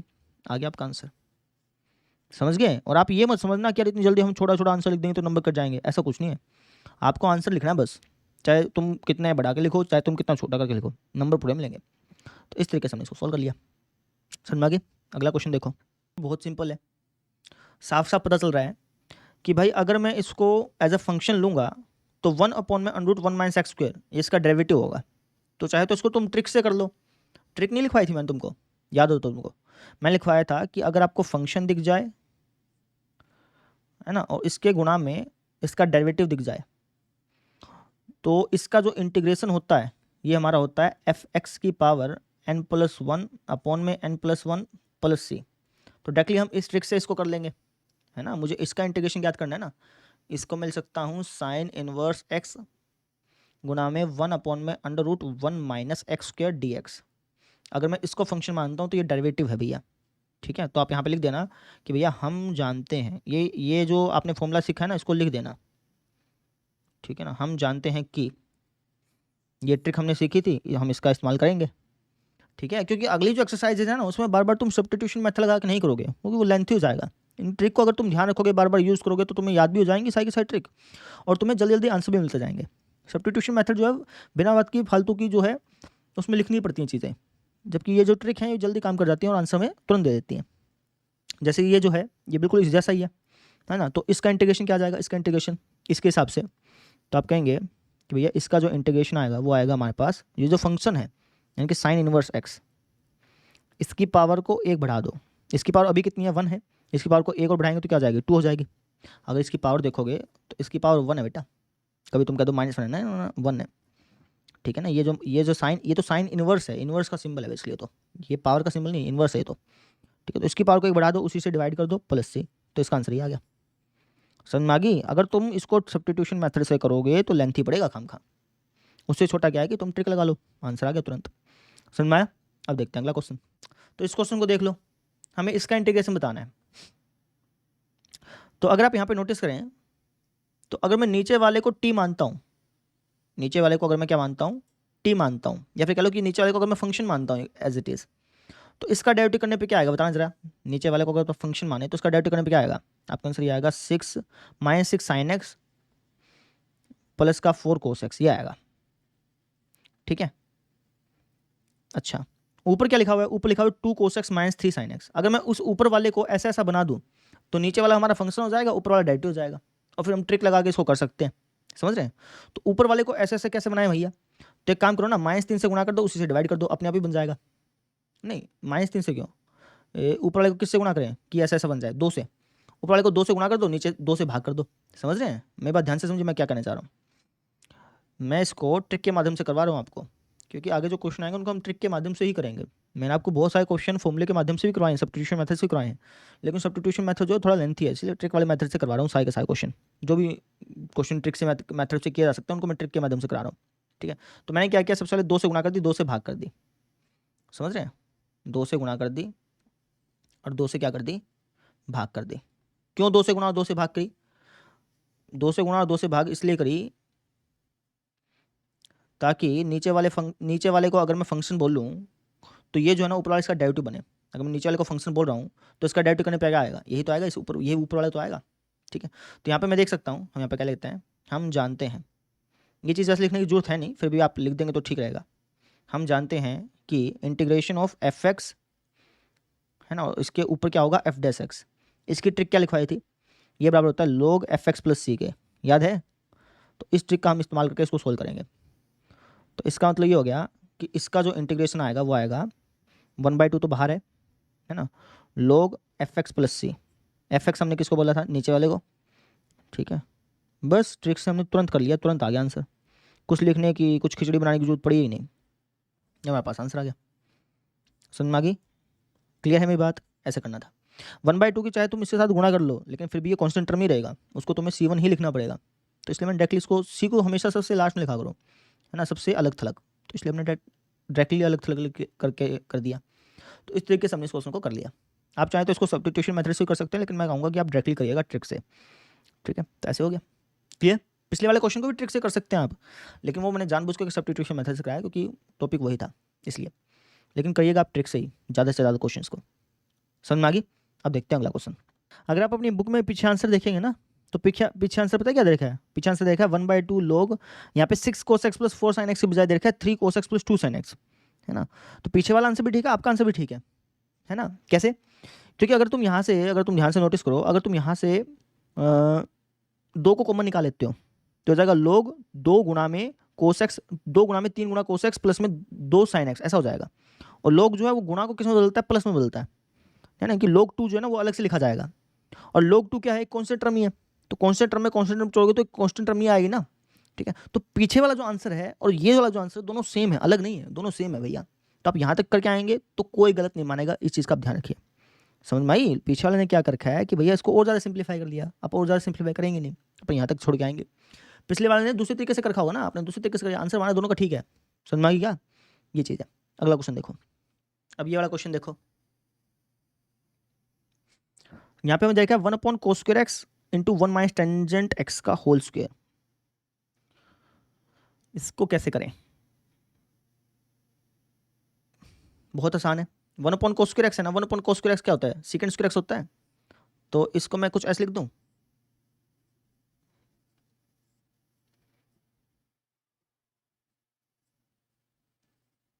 ठीक है। अब अगर आप इसको t मान लें तो ये हमारा dt बन जाएगा, है ना, जैसे ही बनेगा बेसिकली, ठीक है। तो अगर हम देखें तो ये हो जाएगा dt/t का स्क्वायर, इस जैसा हो जाएगा, ठीक है। तो सब्स्टिट्यूशन मेथड से करना पड़ेगा, है ना, क्योंकि इसकी कोई ट्रिक लिखवाई नहीं थी मैंने, इसकी ट्रिक बना सकते हो लेकिन लिखवाने की जरूरत नहीं थी, क्योंकि बार बार क्वेश्चन ऐसे रिपीट नहीं होंगे। तो इसको हम सब्स्टिट्यूशन मेथड कर लेते हैं। हम क्या करते हैं, 1 - टेंजेंट x को मान लेते हैं t, इसका डेरिवेटिव करना, तो -sec² x dx बराबर हो जाएगा dt के, है ना। तो ये जो हमारे पास क्वेश्चन है जहाँ पे लिखा है sec² x dx, इसको मिल सकता हूँ -dt, माइनस को बाहर निकाल लेता हूँ, अपॉन में नीचे वाला हो जाएगा t², ठीक है। तो 1/t⁴n का इंटीग्रेशन का सूत्र क्या होता है, 1/t⁴n के इंटीग्रेशन का सूत्र होता है -1/n-1 गुणा में t⁴n-1, ठीक है, प्लस से सोल्व कर लो तो हो जाएगा 1 में t⁴1, t हमारा क्या है ये लिख दो, प्लस में सी, आ गया हमारा आंसर। समझ में आई? ऐसे कर लो, मुश्किल था कुछ, है ना? तो ऐसे कर लिया। अब देखते हैं अगला क्वेश्चन, ये वाला क्वेश्चन देखो, तो cos√x बटे में √x dx, तो √x को t मान लेते हैं, वहीं से कुछ ना कुछ बनेगी बात। √x को मैंने मान लिया t, तो इसका डेरिवेटिव लेंगे तो 1/2√x dx बराबर हो जाएगा dt के। तो ये जो हमारा क्वेश्चन है cos√x अपॉन √x dx, इसको हम लिख सकते हैं cos t, है ना, हाँ ठीक है, √x को मैंने t बोला ना बेटा, और dx अपॉन √x क्या हो जाएगा, 2dt हो जाएगा। ये जो देखो ध्यान से समझाता हूँ मैं तुमको क्या कह रहा हूँ, ये जो क्वेश्चन है ना भाई, इसको मैं ऐसे लिख सकता हूँ ना, cos√x गुणा में dx अपॉन में √x, इस चीज़ को अगर लिखना चाहूँ तो ऐसे लिख सकता हूँ ना। तो उस हिसाब से cos t, और ये हमारे किसके बराबर हो जाएगा, ये बराबर हो जाएगा 2dt के, 2 को बाहर निकाल लो, कुछ ऐसा हो जाएगा, ठीक है। अब cos t का इंटीग्रेशन क्या होता है, cos t का इंटीग्रेशन होता है सर जी sin t, t की वैल्यू क्या है √x प्लस c, ये हमारा आंसर आ गया। समझ में आ गई? अब देखते हैं अगला क्वेश्चन। अब ये वाला क्वेश्चन देखो भाई, तो यहाँ पे मैं t किसको मानूँ, t मानूंगा मैं इस रूट के अंदर वाली चीज़ को, है ना। आप कहेंगे सर इसको t नहीं मान सकते, इसको ही मान सकते हो, लेकिन फिर समस्या आएगी, इसको तुम t मानोगे तो dt बनेगा रूट के अंदर। अब रूट के अंदर dt नहीं होना चाहिए, dt हमेशा खुला होना चाहिए अलग से, ठीक है ना। जैसे हमें पता है कि dx जो है वो हमेशा अलग होता है, ठीक है ना, इसके साथ रूट कुछ नहीं चिपका होता, तो वैसे ही dt को हमें हमेशा अलग बनाना होता है बिना रूट राट के, ठीक है ना। तो sin 2x को मान लेता हूँ मैं t, माना sin 2x, इसको मैंने मान लिया t, इसका डेरिवेटिव करना, sin 2x का डेरिवेटिव होता है cos 2x इंटू 2 dx बराबर dt, ठीक है। तो क्वेश्चन हमें दे रखा है कि भाई हमें इंटीग्रेशन याद करना है sin 2x का रूट cos 2x dx का, इसका इंटीग्रेशन याद करना है ना। तो sin 2x का रूट, इसको लिख सकते हैं √2 इसको मैं √t लिख सकता हूँ ना, और ये जो चीज़ है इसको क्या लिख सकता हूँ dt/2, तो dt बाय वाला 2 जो है उसको बाहर निकाल लिया, तो इसका इंटीग्रेशन क्या आ जाएगा, इसका आंसर आ जाएगा 1/2 बाहर। √t का इंटीग्रेशन क्या होता है भैया, √t का इंटीग्रेशन होता है t⁴ बटे में 3/2 जो है, जो कि ऊपर आके उल्टा हो जाता है 2/3, है ना, प्लस सी, काट देते हैं इसको, सोल्व कर लेते हैं, तो ये हो जाएगा t⁴ यानी कि sin 2x की पावर 3/2 अपॉन में 3 प्लस का c, ये हमारा आंसर आ गया। समझ में आ गई? अगला क्वेश्चन देखो, अब ये वाला क्वेश्चन देखो, ये भी बहुत सिंपल है, इसको तुम ट्रिक से कर सकते हो। ट्रिक से कैसे, अगर तुम इसको देखो तो ये फंक्शन है और ये इसका डेरिवेटिव है ना। तो अगर आपको ध्यान हो तो मैंने आपको लिखवाया था, एक फॉर्मूला लिखवाया था, याद हो तो, ट्रिक लिखवाई थी कि integration of root f x f dash x किसके बराबर होता है, ये होता है 2√f(x) प्लस सी के। तो उसी हिसाब से अगर हम यहाँ पे देखें तो वही सेम चीज़ यहाँ पे बन रही है, यही सेम फॉर्मूला यहाँ पे लग रहा है ना वही। तो इसका आंसर आ जाएगा 2√1 प्लस साइन एक्स प्लस सी। ठीक है, ये फॉर्मूले इसलिए लिखवाए गए थे क्योंकि इनका यूज जो है ना आगे की एक्सरसाइज में बार बार होगा, तो बार बार सब्स्टिट्यूशन मैथ लगाएंगे, टाइम वेस्ट होगा। इससे अच्छा क्या है कि हम डायरेक्टली ट्रिक याद रखें, डायरेक्टली आंसर निकलेगा अपने। हो गया, समझ में आए? अगला क्वेश्चन देखो, ये वाला क्वेश्चन देखो भाई, यहाँ पे देखा है cot x log sine x. ठीक है, तो यहाँ पर भी मुझे ट्रिक क्यों लग रही है कि ट्रिक लगेगी। log साइन एक्स का डेरिवेटिव बताना बेटा एक बार। आपके से 1/sin x गुना कोस एक्स यानी कि कोट एक्स, यानी कि अगर मैं इसको फंक्शन बोलूँ तो ये इसका डेरिवेटिव है, समझ रहे हैं? तो वही वही ट्रिक लगेगी।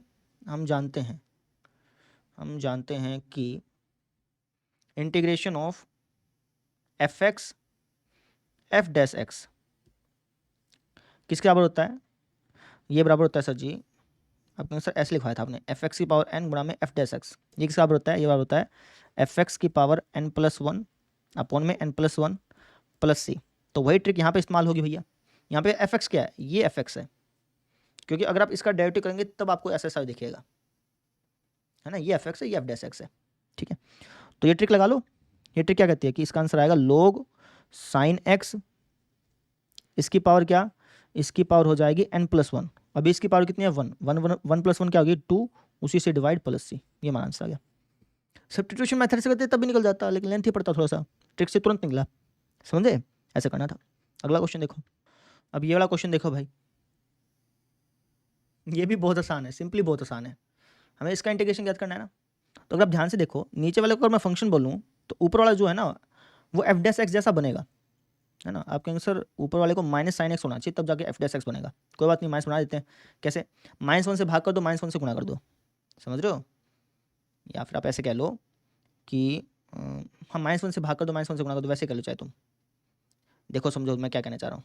मैंने क्या किया, मैंने इसको ऐसे लिख दिया, इसको ऐसे लिख सकता हूँ ना, कोई दिक्कत तो है ही नहीं। ये जो क्वेश्चन है इसको मैं ऐसे लिख सकता हूँ कि नहीं लिख सकता? आप कैसे, बिल्कुल लिख सकते हैं, कोई दिक्कत नहीं है, माइनस प्लस ही होगा, यही बनेगा। तो बस हमने मॉडिफाई करके ऐसे लिख दिया। अब नीचे वाला जो है वो फंक्शन है, अगर मैं इसका डेरिवेटिव लूँगा तो ये बन रहा है ना।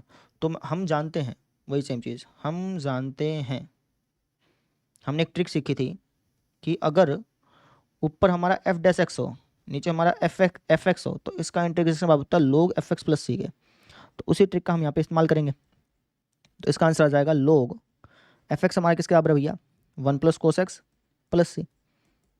आगे हमारा आंसर। सब्स्टिट्यूशन मेथड से करते हैं वो भी ठीक माना जाता है, ऐसे करोगे डायरेक्टली तब भी ठीक माना जाएगा। ठीक है, अगला क्वेश्चन देखो। सॉरी माय मिस्टेक, यहाँ पे माइनस लगा देना, बाहर माइनस लेना, माइनस लगा देना। ठीक है, अगला क्वेश्चन देखो, ये वाला क्वेश्चन देखो। इसकी कोई ट्रिक नहीं करवाई थी, है ना। ट्रिक वैसे बना सकते हो, लेकिन चलो कोई बात नहीं, इसको सब्स्टिट्यूशन मेथड से कर देते हैं। यहाँ पे 1 प्लस कोस एक्स को टी मानूंगा, जैसे पिछला क्वेश्चन था वैसे ही है। 1 प्लस कोस एक्स को मैंने माना टी, डेट लूँगा तो आएगा माइनस का साइन एक्स डी एक्स बराबर डी टी, है ना। तो जो हमारा क्वेश्चन है वो बन जाएगा हमारे पास माइनस का डी टी, माइनस को बाहर निकाल लेते हैं, डी टी अपॉन में T square. 1 upon T square का इंटीग्रेशन का सूत्र क्या होता है, ये होता है सर जी -1 अपॉन में n माइनस वन गुना में टी की power n minus one plus में सी। तो इसका आंसर आ जाएगा 1 अपॉन में टी हमारे पास क्या है, नीचे वाला टी बनेगा ना, टी हमारे पास है 1 प्लस कोस एक्स प्लस में सी। ये हमारे पास आंसर आ गया। कोई दिक्कत आई? कितनी जल्दी सोल्व कर लिया। अगला क्वेश्चन देखो, तो सबसे पहले इसको साइन कोस में तोड़ लेते हैं, जैसे एग्जांपल नहीं था क्या लास्ट वाला, वैसा वैसा क्वेश्चन नहीं है ना, मुझे तो वैसे लग रहा है, देखते हैं। तो इसको साइन कोस में तोड़ेंगे तो हो जाएगा 1 अपॉन में 1 प्लस में cos x plus sine x, cos x by sine x, ऐसे हो गया। इस कैल्शियम लेकर सॉल्व करोगे तो ये हो जाएगा, ऊपर आ जाएगा साइन एक्स, नीचे हो जाएगा sign x plus cos x, है ना। जैसे एग्जांपल था वैसे ही है ये। तो आपको पता है कि अब क्या करना पड़ेगा, आप कहेंगे सर हमें ऊपर कुछ ऐसी चीज़ बनानी पड़ेगी जिससे नीचे वाला जो टी है ना, अगर मैं नीचे वाले को टी बनूँ तो ऊपर वाला जो है ना वो डी टी बने, कुछ ऐसा ऐसा बनाना पड़ेगा। ऊपर वाले में क्या करता हूँ, ऊपर वाले में कोस एक्स जोड़ के कोस एक्स घटाता हूँ, है ना, और साइन एक्स जोड़ देता हूँ। याद हो तो हमने ऐसे ही किया था, याद है कि भूल गए? एग्जाम्पल जो था ना बेटा वो ऐसे ही था बिल्कुल। ठीक है, अब कहेंगे सर अगर मैं ऊपर वाले में कोस एक्स जोड़ के कोस एक्स घटाऊंगा और साइन एक्स जोड़ूंगा तो ऊपर वाले तो बेसिकली 2 sin x बना, और हमें बनाना है sin x। यहाँ पे तो sin x है ना, तो यहाँ पे 2 sin x कैसे बनाएंगे? यहाँ पे अगर sin x है तो यहाँ पे तो sin x बनना चाहिए ना भैया। तो कोई बात नहीं, यहाँ पे 2 sin x बन रहा है ना, तो 2 से डिवाइड कर दो। इसको मैं ऐसा लिख सकता हूँ, ये कहना चाह रहा हूँ। ठीक है, अब देखो sin x plus cos x जो है वो इसके भी भाग में है, इन दोनों के, और sin x plus cos x जो वो इन दोनों के भाग में है, तो इनको अलग अलग करके लिखता हूँ। तो देखो sin x plus cos x को अगर मैं इसके भाग में लिखूंगा तो ये तो 1 बन जाएगा। ठीक है, और sign x plus cos x को अगर मैं इसके भाग में लिखूंगा, इसके भाग में लिखूंगा, तो ये हमारा क्या बन जाएगा, ये हमारा बन जाएगा, ऊपर बन जाएगा sine x minus cos x, नीचे हमारा बन जाएगा sign x plus cos x. समझो, मैंने अलग अलग कर दिया, स्प्लिट कर दिया। अब इसका इंटीग्रेशन क्या होता है? इसका इंटीग्रेशन होता है 1/2x। अच्छा, इसका इंटीग्रेशन क्या होगा? इसका होगा सर जी, अगर आप ध्यान से देखें तो ये हमारा फंक्शन है और ये इसका डेरिवेटिव है। तो हमने ट्रिक सीखी थी कि अगर F dash x upon F x हो तो उसका इंटीग्रेशन क्या होता है? उसका इंटीग्रेशन होता है log एफ एक्स प्लस सी, है ना। सी को तो सबसे लास्ट में चिपकाना है ना, उसका तो किसी के साथ गुणा भाग कुछ नहीं करना, वो तो अलग है। तो ये हमारे पास आंसर आ गया, कितनी आसानी से निकाल लिया क्योंकि एग्जाम्पल कर रखा था। ठीक है, तो ऐसे करना था। अगला क्वेश्चन देखिए, ये भी वैसे ही क्वेश्चन जैसे पिछला था, same to same. Video post करके आप खुद ब खुद ट्राई करिए। तो इसको लिख सकता हूँ 1/1 minus sine x by cos x, है ना। एलसीएम एलसीएम लेते हैं तो ये हो जाएगा कोस एक्स ऊपर आ जाएगा, नीचे हो जाएगा कोस एक्स माइनस साइन एक्स। ठीक है, अब ऊपर में क्या करता हूँ, साइन एक्स जोड़ के साइन एक्स घटाता हूँ, कोस एक्स में साइन एक्स जोड़ के साइन एक्स घटाता हूँ, है ना, और कोस एक्स जोड़ देता हूँ। कोस एक्स नहीं, कोस एक्स नहीं, कोस एक्स नहीं, कोस एक्स जोड़ दो चाहे तो कोई दिक्कत है नहीं वैसे।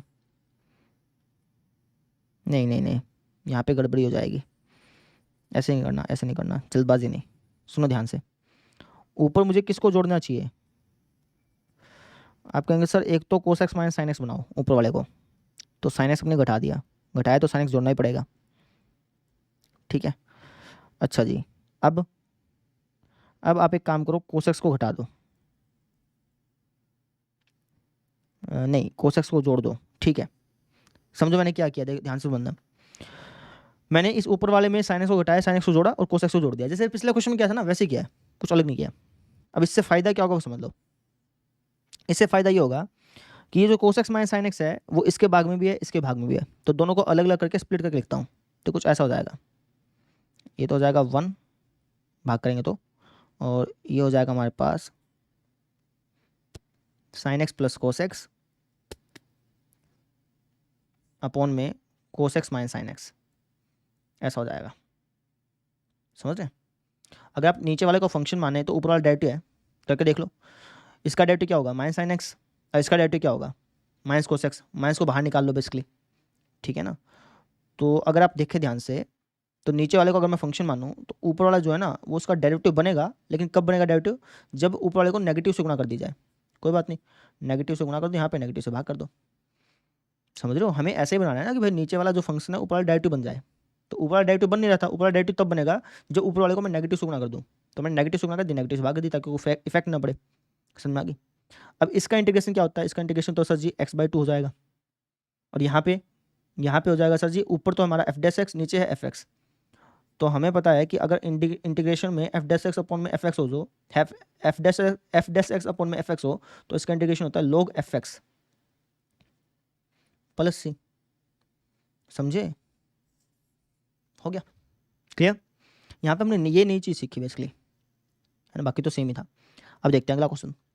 ये वाला क्वेश्चन देखिए भाई, इस क्वेश्चन को मैंने 4-5 बार ट्राई किया, उसके बाद जाके निकला है। तो आप ये मत समझिएगा कि यार सर से एकदम से कैसे निकल गया, नहीं, मुझसे भी 4-5 बार नहीं निकलने के बाद ये निकला है। ठीक है, और ये प्रैक्टिस से ही चीज़ें समझ में आएंगी भाई, इसका कोई ऐसा ट्रिक नहीं है कि ऐसा क्वेश्चन हो तो ये लगा लो, ऐसा क्वेश्चन तो ये लगा लो, ऐसा नहीं है। प्रैक्टिस जितनी करोगे उसके बाद दिमाग खुलेगा तुम्हारा, गलतियाँ भी होंगी फिर दिमाग खुलेगा। तो इसलिए पहले आप इस क्वेश्चन को खुद ब खुद ट्राई करिए, थोड़ा सा दिमाग लगाइए, है ना, 3-4 बार ट्राई करिए, उसके बाद ना निकले फिर देखिए, ठीक है। तो मैं मान के चल रहा हूँ कि आपने इसको 3-4 बार ट्राई कर लिया होगा, आपसे नहीं निकला होगा, ठीक है। अब देखिए, तो आपने क्या क्या किया होगा पहले मैं बता देता हूँ। आपने यहाँ पे रूट टेंजेंट एक्स से गुणा भाग करके देखी होगी, सोल्व करने की कोशिश की होगी, या फिर हो सकता है कि आपने इसको साइन कोस में तोड़ने की कोशिश की हो और सोल्व करने की कोशिश की हो, है ना। तो ये मेथड काम नहीं किए होंगे, है ना, और हो सकता है कि होंगे काम कर भी आंसर निकल गया हो, तो उनकी तो अच्छी बात है, ठीक है। जिनका नहीं आंसर निकला उनको बताता हूँ कैसे करना है। तो एक काम करो, ऊपर तुम्हारे टेंजेंट है ना, नीचे भी टेंजेंट बनाने की कोशिश करो। आपके सर नीचे टेंजेंट कैसे बनाए अभी बताते हैं। तो नीचे लिखा हुआ है साइन एक्स कोस एक्स, है ना। तो एक काम करो ना, साइन एक्स को तुम लिख दो साइन एक्स बटा कोस एक्स गुणा कोस एक्स, और कोस एक्स तो है ही, समझो, मैंने साइन एक्स को कोस एक्स से भाग किया, उसी से गुणा किया, क्योंकि कट के अल्टीमेटली यही बनेगा, बस मैंने इसको मॉडिफाई कर दिया। इससे फ़ायदा क्या हो जाएगा, ऊपर है हमारे पास root tangent x d x, नीचे क्या हो जाएगा, नीचे हो जाएगा tangent x cos square x. अब कौन सा, इससे क्या फ़ायदा हो जाएगा, इससे ये एक चीज़ कटेगी, रूट टेंजेंट एक्स है ना, इसको लिख सकता हूँ रूट टेंजेंट एक्स गुणा रूट टेंजेंट एक्स, तो एक चीज़ से एक चीज़ कटी, तो ये हो जाएगा 1 कोस स्क्वायर एक्स क्या होता है, सीकेंड स्क्वायर एक्स अपॉन में रूट टेंजेंट एक्स, समझ रहे हैं, ऐसा हो जाएगा। अब मैं क्या करता हूँ, टेंजेंट एक्स को टी मान लेता हूँ, या फिर कह लो कि फंक्शन मान लेता हूँ। अगर मैं टेंजेंट एक्स को फंक्शन मानूंगा तो ये डेरिवेटिव बनेगा, तो कुछ आपको ऐसा दिखाई दे रहा है, कुछ ऐसा दिखाई दे रहा है। और मैंने बताया था कि इस टाइप का कोई क्वेश्चन दिख जाए तो उसका इंटीग्रेशन क्या होता है, 2√f(x) होता है प्लस सी। तो उसी हिसाब से इसका इंटीग्रेशन क्या हो जाएगा, इसका हो जाएगा 2 टेंजेंट एक्स प्लस सी। ये हमारा आंसर आ गया। अब यहाँ पे कई बच्चों का सवाल आएगा, सर आपको कैसे पता चला कि सर इसको कोसेक से भाग कर दो, कोसेक से गुणा कर दो, ऐसे कैसे पता चला।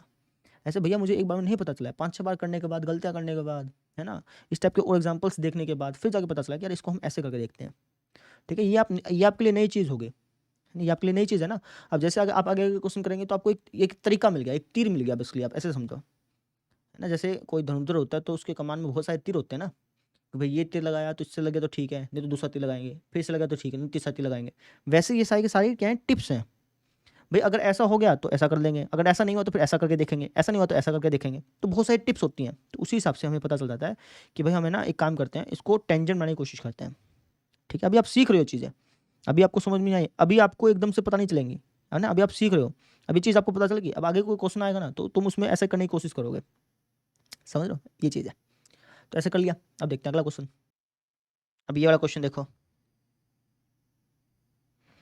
क्या क्या है कि इसका इंटीग्रेशन याद करो। ये तो सिंपल ही है, 1 + log x को टी मानूंगा, 1/x जो वो dt बनेगा, ठीक है ना। तो अगर आप देखें तो इसको लिख सकता हूँ 1 + log x का होल स्क्वायर गुणा में 1/x dx। तो अगर मैं मान लेता हूँ 1 + log x को t, तो यहाँ से 1/x dx बराबर हो जाएगा dt के। तो इस हिसाब से क्वेश्चन हमारा बन जाएगा t square dt। T square का इंटीग्रेशन होता है t³/3 प्लस सी, टी की वैल्यू पुट करते हैं, यानी कि 1 + log x की पावर 3/3 प्लस सी। ये हमारा आंसर आ गया, समझे, ऐसे करना था। अब देखते हैं अगला क्वेश्चन, ये भी सिंपल ही पाएगा।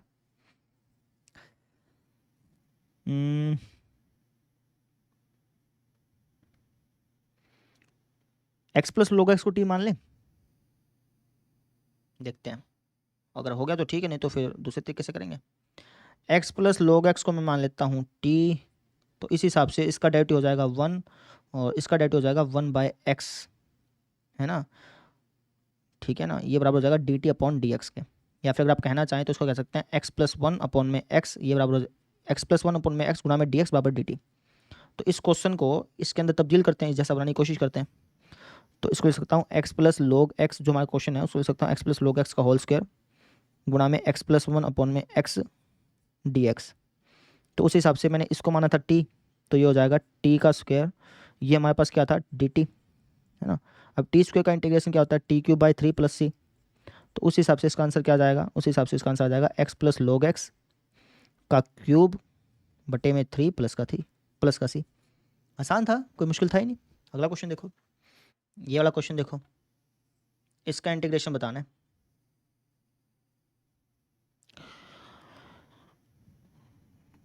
क्या करें फिर इसको? आप कहेंगे सो बहुत आसान है। टेंजेंट इनवर्स एक्स की पावर 4 जो है उसका डेरिवेटिव करने पे बनेगा 1/1 प्लस एक्स की पावर 8। ऐसे ही तो बनेगा, कुछ ऐसा ऐसा ही बनेगा, ऐसा जरूरी नहीं ऐसा बनेगा, ऐसा ऐसा ही बनेगा। तो वैसे ही करते हैं, देखते हैं क्या बनेगी बात। टेंजेंट इनवर्स एक्स की पावर 4, इसको मैं मानता हूँ टी। डेरिवेटिव करते हैं। टेंजेंट इनवर्स समथिंग, डेरिवेटिव में समथिंग वाला चक्कर चलता है, इंटीग्रेशन में समथिंग वाला चक्कर नहीं चलता। तो यहाँ पे मैं समथिंग बोल सकता हूँ। टेंजेंट इनवर्स समथिंग का डेरिवेटिव क्या होता है? 1 में समथिंग का स्क्वायर, 1 प्लस समथिंग का स्क्वायर, है ना, और समथिंग का वापस से डेरिवेटिव। ये कुछ ऐसा हो गया, ठीक है। ठीक है जी। तो जो हमारा क्वेश्चन है इसको मैं क्या लिख सकता हूँ? इसको लिख सकता हूँ साइन टी, है ना, और यहाँ पे बचेगा एक्स क्यूब अपॉन में 1 प्लस एक्स की पावर 8। एक्स क्यूब अपॉन में 1 प्लस एक्स की पावर 8 को क्या लिख सकते हैं? इसको लिख सकते हैं सर dt/4। तो 1/4 को बाहर निकाल लिया, ऐसे लिख सकते हैं। समझ रहे हैं ना? इस चीज़ को मैं ऐसा लिख सकता हूँ dt/4, तो 1/4 को बाहर निकाला, कुछ ऐसा लिख दिया। अब साइन टी का इंटीग्रेशन क्या होता है? साइन टी का इंटीग्रेशन होता है हमारे पास माइनस कोस टी। टी किसको मानना है? टी मानना है मैंने इसको, है ना, और प्लस में सी तो लगाना है ही। ये हमारे पास आंसर आ गया बेटा, समझे? ऐसे करना था। क्लियर? अगला क्वेश्चन देखो, ये वाला क्वेश्चन देखो, देखने में कितना भयंकर सा लग रहा है, लेकिन यकीन मानिए आसान पाएगा। ठीक है, क्या क्या कि इंटीग्रेशन बताइए 10x की पावर 9 प्लस 10 की पावर x लोग बेस ई 10 लोग ए बेस ई। यहाँ पे कुछ गड़बड़ी है, इन्होंने कुछ गड़बड़ी कर रखी है। ये मेरे ख्याल से ये जो 10 है ना, ये जो ऊपर दिख रहा है आपको, ये यहाँ पे नहीं होगा, ये यहाँ पे होगा, ये अंक है बेसिकली। ठीक है ना, इसके सामने जो चीज़ लिखी होती है ना, लोग के सामने जो नंबर लिखा होता है बेसिकली वो है ये। ठीक है, अपॉन में x की पावर 10 प्लस में 10x किसके बराबर है? देखने में तो कितना भयंकर लग रहा है, लेकिन सबसे आसान है। कैसे? अगर आप इसको फंक्शन माने तो ऊपर वाला डेरिवेटिव है, पक्की बात है। देख लो तुम, इसको अगर तुम फंक्शन मानते हो तो इसका डेरिवेटिव करना, इसका डेरिवेटिव होगा 10x की पावर 9, और इसका डेरिवेटिव करना 10 की पावर x का डेरिवेटिव क्या होता है? तुम्हें ध्यान हो, a की पावर x का डेरिवेटिव क्या होता था? ये होता था सर जी a की पावर x का डेरिवेटिव a की पावर x गुणा में log a with base e, है ना। तो नीचे वाला फंक्शन, ऊपर वाला क्या है इसका डेरिवेटिव। और मैं बताया था कि अगर तुम्हें कहीं पर ऐसा दिख जाए, नीचे वाला तो फंक्शन दिख जाए और ऊपर वाला क्या दिख जाए? डेरिवेटिव दिख जाए, है ना। तो इसका इंटीग्रेशन क्या होता है? log fx plus C. तो सेम चीज़ यहाँ पे अप्लाई हो जाएगी। इसका आंसर आ जाएगा log fx। हमारे पास क्या बेटा? fx है नीचे वाली चीज़, यानी कि x की पावर 10 प्लस में 10 की पावर x प्लस सी।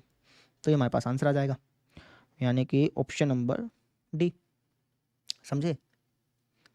क्लियर है बात नहीं? तो ऐसे करना था। अब आपका एक डाउट होगा कि सर यहाँ पे तो इन्होंने मापांक नहीं लगा रखा, आपने मापांक लगा रखा है ना। तो अगर तुम ध्यान से देखो तो इसके अंदर जो चीज़ लिखी है ना, ये हमेशा पॉजिटिव होनी चाहिए, तुम एक्स कुछ भी डाल दो, है ना। इसके अंदर जो चीज़ लिखी है हमेशा क्या होनी है? पॉजिटिव होनी है। तो इसलिए इन्होंने यहाँ पे मापांक नहीं लगा रखा। बेसिकली ये चीज़ पॉजिटिव होनी चाहिए ना, तो ये तो हमेशा पॉजिटिव है ही, तो इसलिए इन्होंने यहाँ पे मापांक नहीं लगा रखा। आप लगा देंगे तो कोई नंबर नहीं काटता। समझ में आ गया? ऐसा हो गया। अब देखते हैं अगला क्वेश्चन। ये वाला क्वेश्चन देखो भाई, तो sign square x cos square x,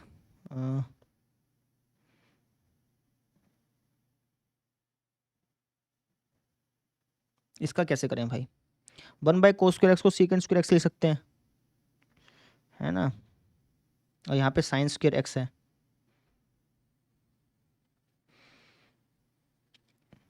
कुछ बात बनेगी? आप कहेंगे सर बात बन जाएगी, लेकिन अगर मैं इसको टेंजेंट बना दूं कैसे ना कैसे करके, उसको टेंजेंट कैसे बनाऊं भाई? यही तो समस्या है। इसको टेंजेंट बनाने के लिए, इसको टेंजेंट बनाना, टेंजेंट स्क्वायर भी नहीं, टेंजेंट बनाना है, टेंजेंट। ऐसे करेंगे तो फिर बात बनेगी नहीं, कुछ और तरीका सोचो।